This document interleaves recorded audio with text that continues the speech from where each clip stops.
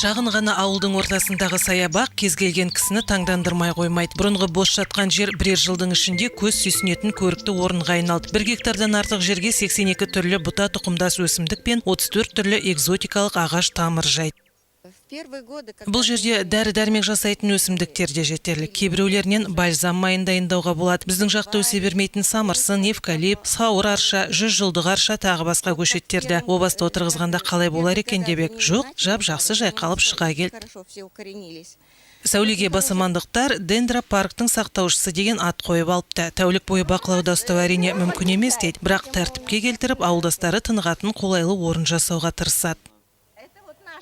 Бірақ міне көрмейсіздер ме, жастар серуендеуге келеді де, мына жұпаргүл, мамыргүлдерді жұлып кетіпті. Таңертеңгісін келгенде ішім удай ашыды. Олар күтімді қажет етеді. Сирек кездесетін бөртегүл әсіресе. Ауылдың гүлденуіне атсалысып жүрген өзге де азаматтардың игі істері атап өтуге тұрарлық. Мәселен, қақ орталықтағы ескі қорымның жан-жағын қоршап, абаттандыруға Асқар Қойгелдинов бастамашы болған. Өздері 500 миллион теңге қаражат жинап, ата-баба мазарын ретке келтірген. Бұрынғы ескі қорымды дұрыстап көрсету үшін, ауылды көркейту үшін жасадық осылай. Өзі мына туысқандар, әулеттері, Садвакасовтар бар, Кабасовтар, Қойгелдиновтер, Нұрпейісовтер, сол ағайындылар бәрі бас қосып жиналып, өзіміз қаражат жинап, осы мына ауылды дұрыстап көркейтуге мына забор, осы мына қоршауын жасағанбыз. Қазір өте жақсы сүйкім болып тұр, өте жақсы.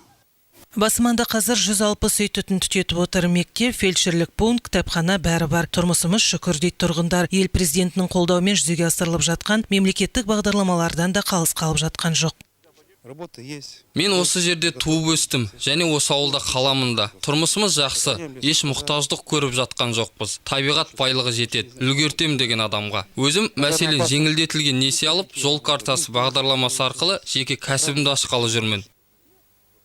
Осылайша жүкті жұмыла көтерген басымандықтар ерінбей еңбек етсек, дағдарыстың дауылына төтеп береміз деп сенеді. Елбасы жолдауында айтылған әрбір ірі жоба еліміздің келешегі үшін маңызды. Әрбір қазақстандықтың тұрмысының жақсару үшін президентіміз жасап жатқан қамқорлықты сезінеміз. Ауылымыздың көркеюіне үлес қосу арқылы риза екенімізді білдіреміз деседі шалғайдағы ағайын. Назгүл Қайбергенова, Елена Веретельник, Қазақстан, Қостанай.